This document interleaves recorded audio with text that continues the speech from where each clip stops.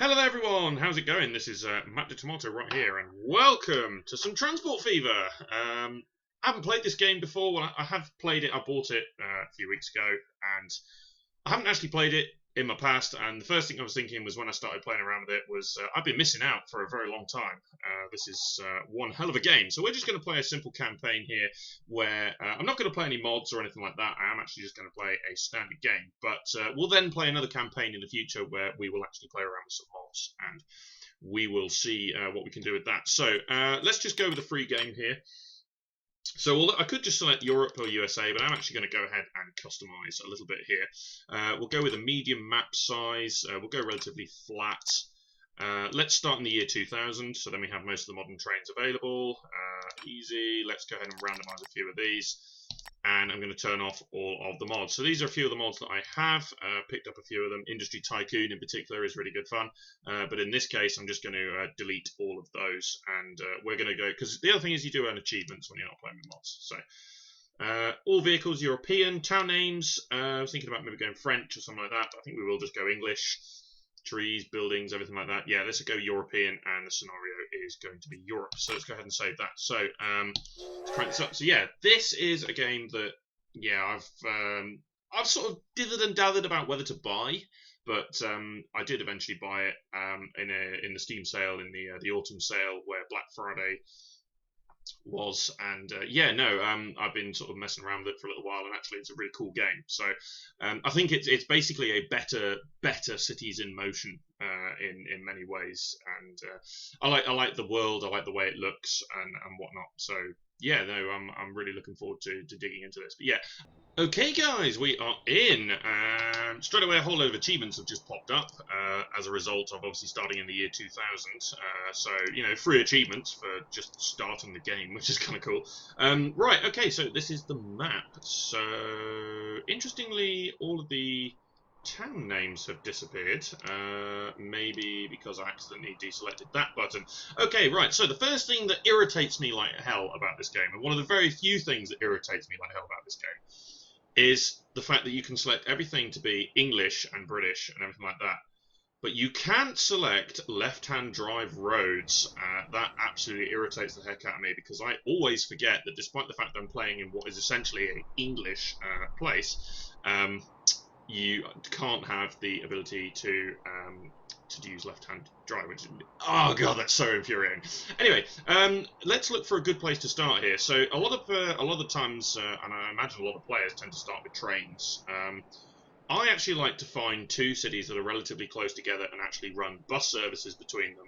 However, looking here, there's actually quite the distance between a good number of these particular places. Now, of course, these are all English names. Like we've got Manchester over here, which is a tiny little village, which is kind of interesting. But we've also got Ipswich, which is East Anglia. We've got Halifax over there. Fareham is down on the south coast by Portsmouth. Basingstoke, that's also in Hampshire. What else we got? Bourne, maybe that's a reference to Bournemouth? I don't know, not sure. Buxton is... Oh, where's Buxton again? Oh, Colchester is Essex, I think. Yeah. So yeah, there's some good places here. But yeah, looking at this, might have to go with trains early on here, which is not usually the best idea. Actually, hang on a minute, we got a couple of places. Now, these are small towns here, but that would... You know, that means that there's not going to be that many stops, so we might actually be running... yeah, this isn't too bad. This is a riskier start than, say, we got Cheshunt over here, which is quite a big place. Now, we could easily run buses along here up to Harpenden, but what we could do is maybe... The profit margin won't be as good, but maybe we could start running some buses between these two towns on the south here, and then maybe pick one of these towns. So let's look at the topography here. So yeah, that's a bit of a hill. So maybe we should do from Bingham, for instance, get a train going that then goes up towards Fareham. I don't know, maybe we could do that, and then yeah, up to Cheshunt, and then maybe make Cheshunt into a bit of a passenger hub to maybe run track to Bourne and Buxton. So we could have a track that runs to Fareham down here this way, Bourne and Buxton, then another track that maybe runs just out to Harpenden and just stops there, or a track that runs north. Yeah, so make Cheshunt into the hub, but we're actually not going to start at Cheshunt, which is slightly more interesting way of going about things. So yeah, I'm gonna go ahead and I'm actually just gonna start running some buses between Cramlington here and Bingham. Now, one thing that is slightly frustrating here is there is no turnaround, so it would be a little bit awkward. So the first thing I'm actually going to do, I'm going to go ahead and grab the medium street, and I'm actually going to go ahead and build an actual turnaround like that. Pretty much. Now the town will grow over time, so you know that's going to be fine. So yeah, if we start with just a few simple stops. So what I'm thinking of doing here now, I've got to remember obviously that this is on a particular side of the road. So let's do one here where the bus will come in on the entrance there. Achievement earned. First bus stop. Oh, how grand. So we could do this, and then have one sort of on the other side of the road, ready for leaving the town. So just 4 bus stops, and then do a similar thing over here in Cramlington. So we'll have a bus stop on arrival, and then we can just place 2 stops over there, and then another one for leaving, basically. Because the bus stop, if I look at the highlighted zone here, that bus stop does cover all of these properties that are down here. Now, people will have to walk, but as the town grows, we might be able to develop the route. And eventually, if it becomes a big enough town, we might be able to run a route that just runs around Cramlington on its own. So that is a possibility. I went and selected the wrong menu there because I need to build a road depot for buses. So I guess we'll just build it here. There's no right and wrong really about that, but I do like to build it somewhere else. But let's just plop it there. That'll be okay. Okay, so we'll build a road depot there, and we need to set up our lines. So let's go with a new line. Let's call this Cramlington Bingham. That seems fine. Okay, let's delete that window because that's an annoying window. And just start by running a route around here, basically. So yeah, it tries to do some funky things. Now, of course, there are the bus will do a turnaround at the end of the road, but that just infuriates me when that is a thing. Like just turning around at a junction like that. I mean, who does that? That's just stupid. So let's go ahead and do this. Come around here. Stop there. Now, there's already some development over there, which is kind of interesting. We haven't even begun to service this place. And then a final stop there. So 8 stops, that's quite heavy, but we should be okay. And let's go ahead and buy ourselves some vehicles. So there's a few buses available here. We've got the older type. This one here is quite good. It takes a few more passengers, but the maximum speed is a little bit less than this one. And initially, these are going to be quite small towns, so I don't think we're going to need anything too big. We will make them yellow because that's the colour of the line, quite simply, so I can identify them a bit better. And let's just go ahead, let's just buy 6 of these to get going. We can easily sell them off. And I like to release them slightly at different times because otherwise they will cram each other up, which is not brilliant. So let's figure out where this thing's going. So it's actually going that way. That's a bit of a pain in the ass, I'm not going to lie.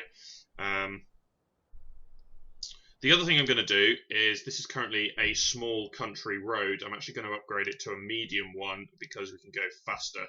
So we can take a bit more advantage of the faster speed. Oh, this is selected tramway. Whoops. Didn't actually mean to do that.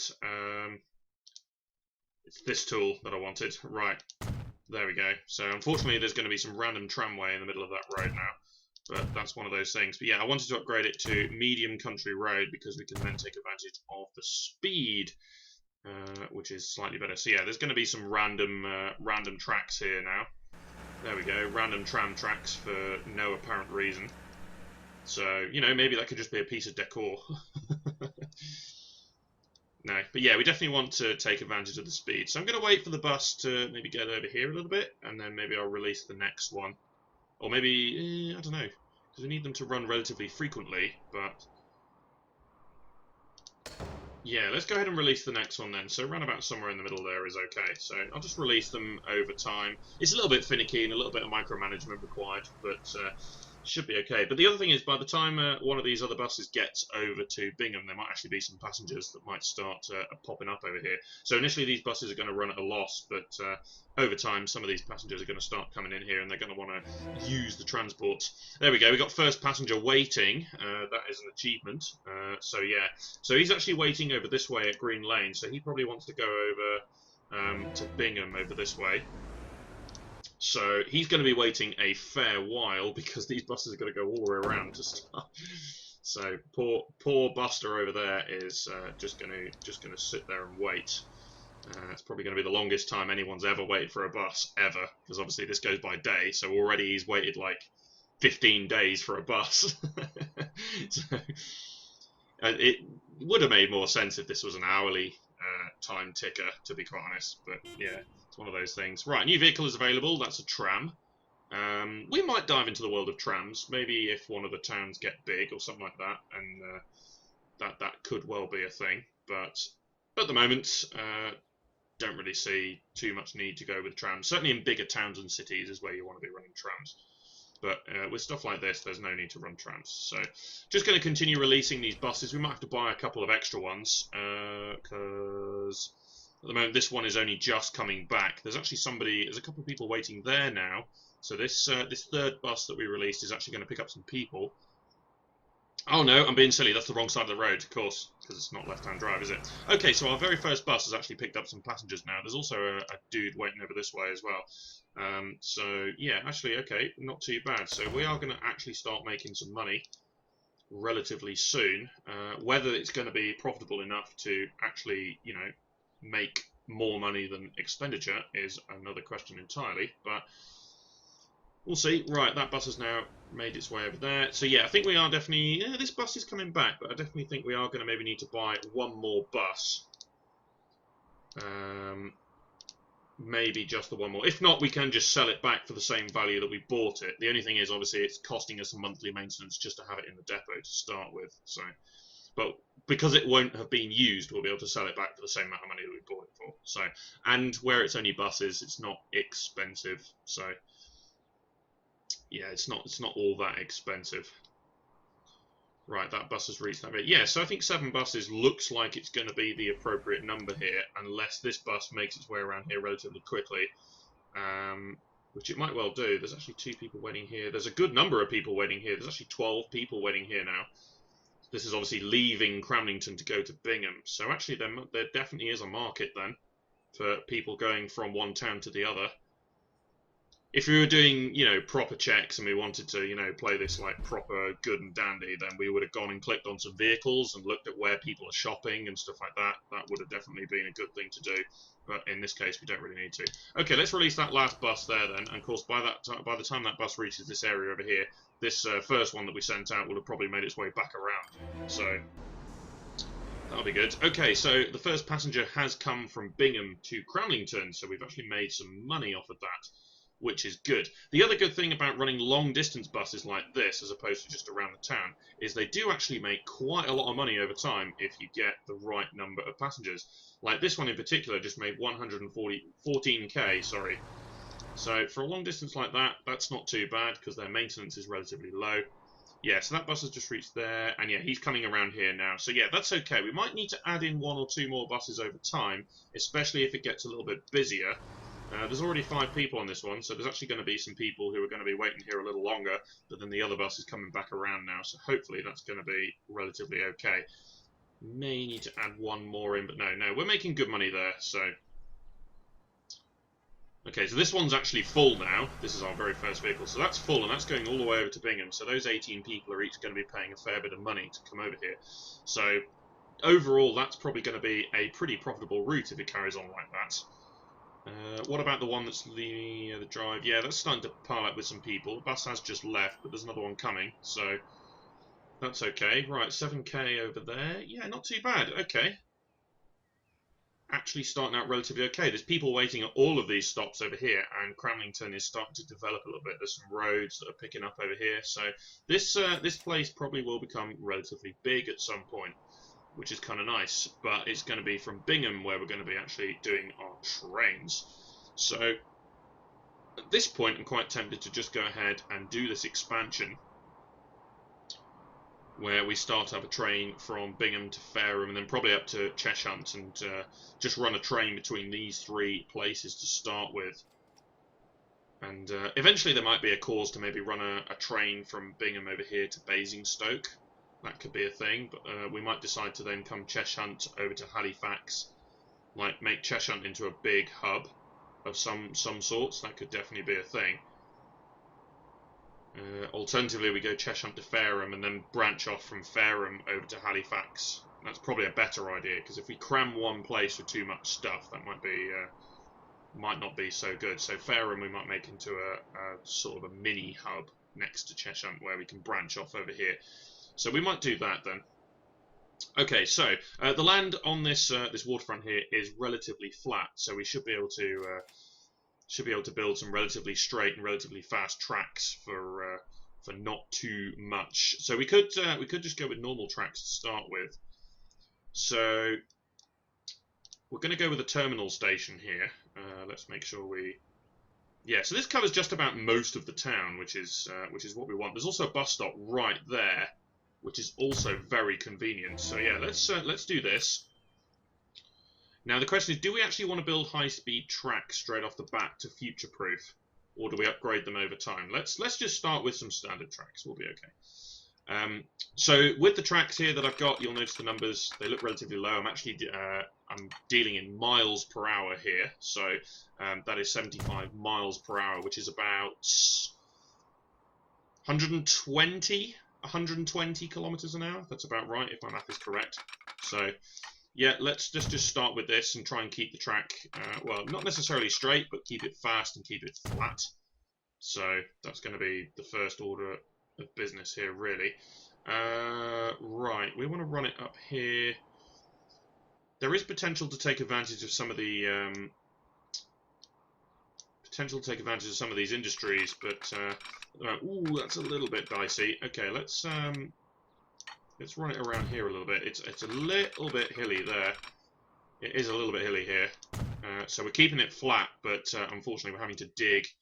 Actually, no, we're having to raise the track up a little bit there because we went through a valley, but that's okay. We'll go past this oil refinery. No, it's not an oil refinery, it's a plastics factory. Right, which side of Fareham do I want to approach? That's the next question. Well, theoretically, you want to build your train stations in the residential area for passengers. So I'm kind of defeating the point here if I build a train station here, but it looks a lot easier to go past. It looks a lot easier to deal with. So let's go ahead and demolish this. And this poor bugger who's living over here is now suddenly going to find himself with a train station right next door to him. So apologies for that, mate. But we also want to go with two tracks. I think I'm going to make it 240. I'm going to make it a little bit longer, so there's a little bit of future-proofing right there. Now the downside is we are now digging into this very steep hill here. So the question is, yeah, see, that is very, very expensive, but yeah, that's one of those things. We're going to have to deal with that, but hopefully the train will make enough profit over time that that's not going to be a problem. So actually, I probably want to destroy that, and instead of going that way, I'm going to run it across past this side. So we need to destroy this road, which is obviously going to create a warning. Right, just about keeping it there. Basically, I just want to reconstruct. Ooh, that's a bit too high. There we go, lovely and flat. Where does this road go? Oh, it only goes. It goes to the lumber mill. Okay. Well, you know, we might dive into that at some point. Let's see if I can keep this at 75, and in keeping this at 75 miles an hour, I think I'm.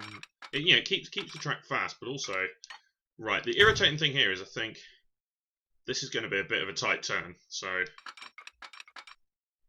56, 50, yeah, that's not too bad. I can tolerate that. That's fine. So okay, but most of it is all 75 miles an hour. In the future, might be better if we want to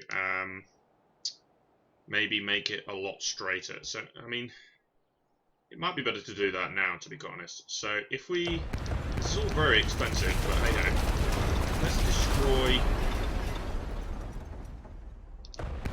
destroy all of that. Now this might create like some sort of tunnel. It might well do that, but if I, woo! Woo! Calm down. Jesus. If I did it like that, how... Yeah, see, that's a lot better.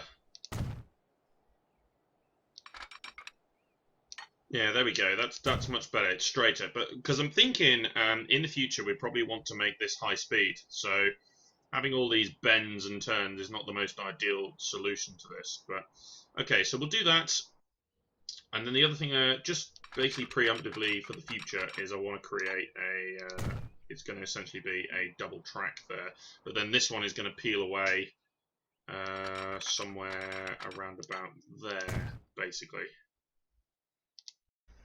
Something like that is probably going to be fine, yeah, because then that can go over the water, and we can run a train from Fareham over here to Halifax and then down to Basingstoke.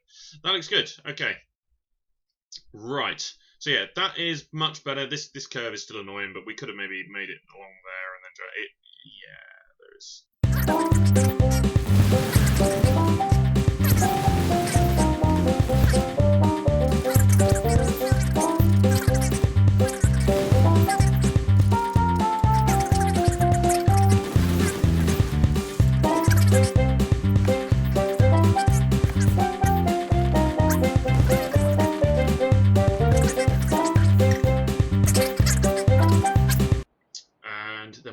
This up to Cheshunt. So Cheshunt needs a massive station, which is going to be really annoying for this particular road. So I'm actually going to change the direction of this road here. Right, so first things first, let's just put a pause in here. Let's grab the train station. We want the train station. Let's go... How many? It's going to be quite big, isn't it? We need 240... So there's going to be one going this way, one going that way, one going up to Harpenden, and then probably another one that eventually goes to Colchester. So yeah, 4. We'll start with 4. That'll be fine. Yeah, let's do it like this. That's going to be okay. If there's any way I can not remove that building, though, that'll be better. There we go. Right, nice big train station. Destroy that. And then instead, we're going to run... Can I bridge a station? I can bridge a station. There we go. So let's run that over to there, like that. And then switch to the... well, it is actually the small country road, but let's just do that. So it's a slightly different way in. So these people are suddenly next to a train station. These people who thought they had the quiet life have suddenly got the main road coming in. So it kind of sucks to be them, but... You know, deal with it. Okay, right. So one track is going to go towards essentially the southwest here. So let's make that the closest track to the platform. So if we do, say, something like that, so that's going to disappear off that way. We've got one track that's going to go up that way. So if we could probably take these two, they're going to sort of disappear over this way. So let's preemptively build these two here, because they're going to disappear up that way towards Harpenden and subsequently Colchester. But we could also change it so so one of these can come in over here and that way. We could also potentially run a really high-speed train directly to Potters Bar, but I think we'll just run it around here instead. Might be better. And then through Ipswich and up to Darwin? Darwin. That's it. Subsequently up there.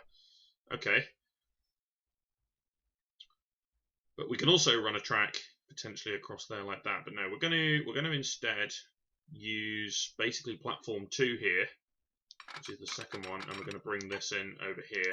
And this is going to be the one that's going to connect up to Fareham and subsequently down to Bingham. So nice big curvature on that, but at the same time maintaining the high speed, which is what we really want to do.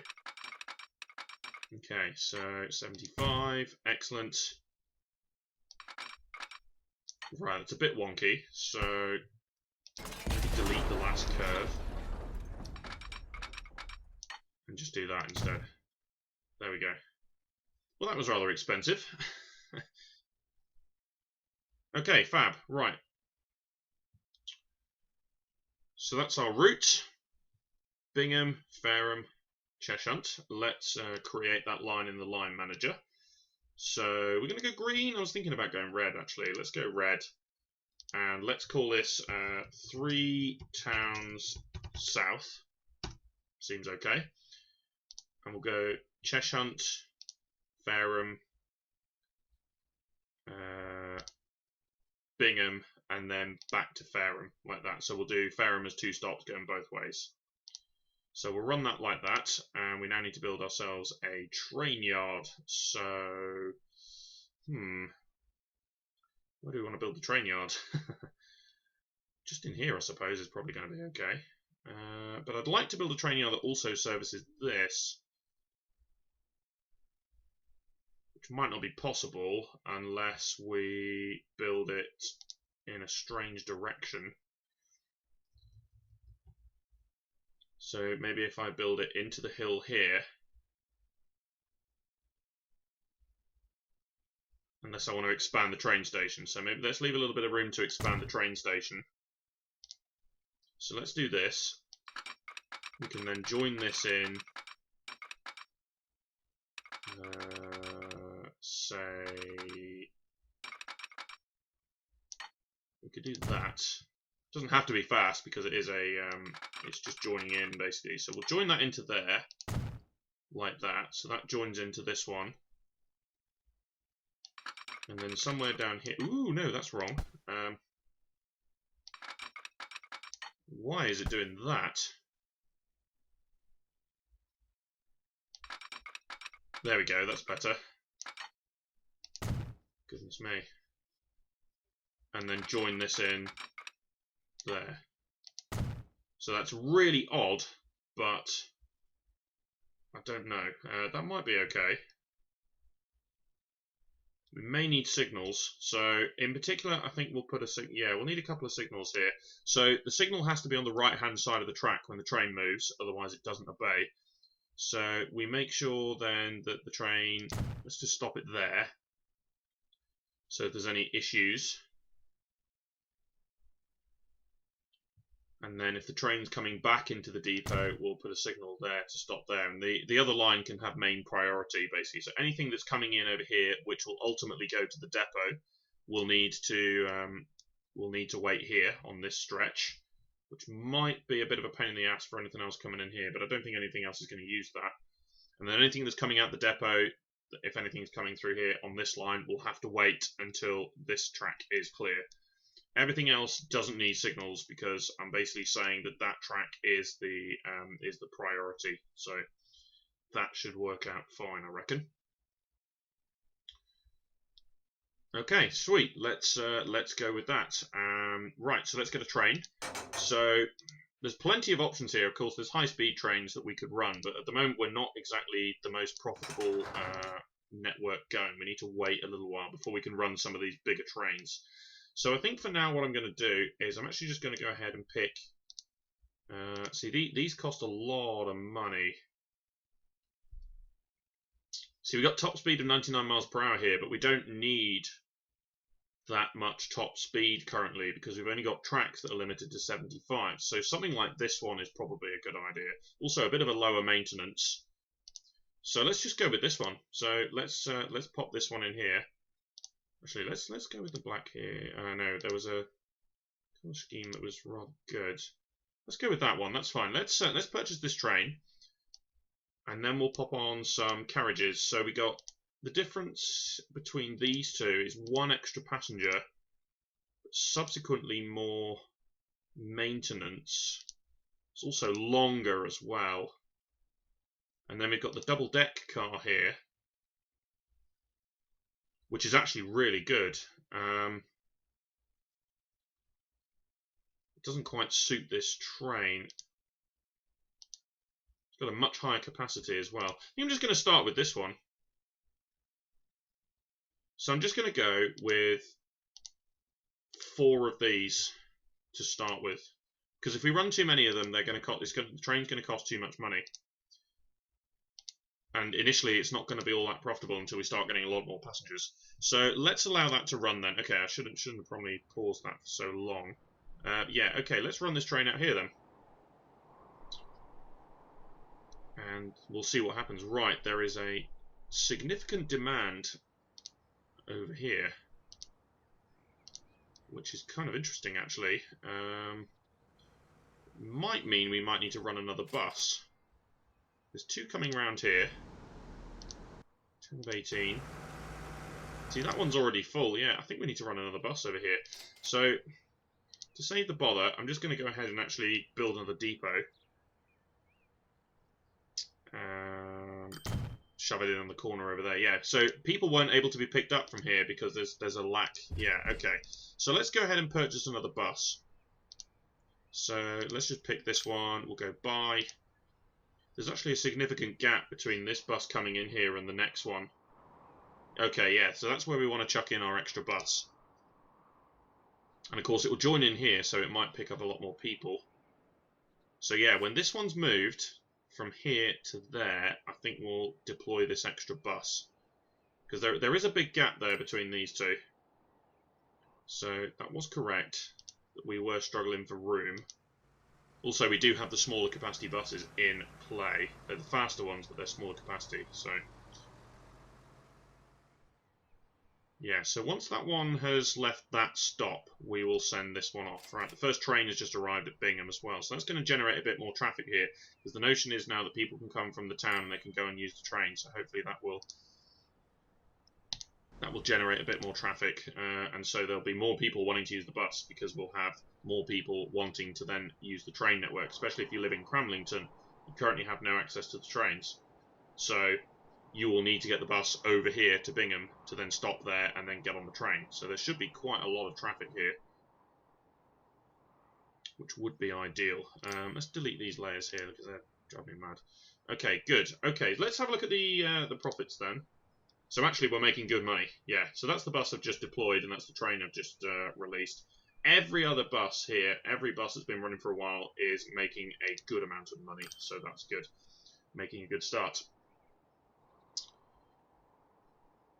Right, but that's going to be the end of this first episode. So, cheers for watching, everybody. This has been myself, Macco Tomato. Be sure to subscribe to follow the series, and join me next time for more Transport Fever here, where, you know, maybe we're just going to develop the network a little bit more, and we might start running a few more trains.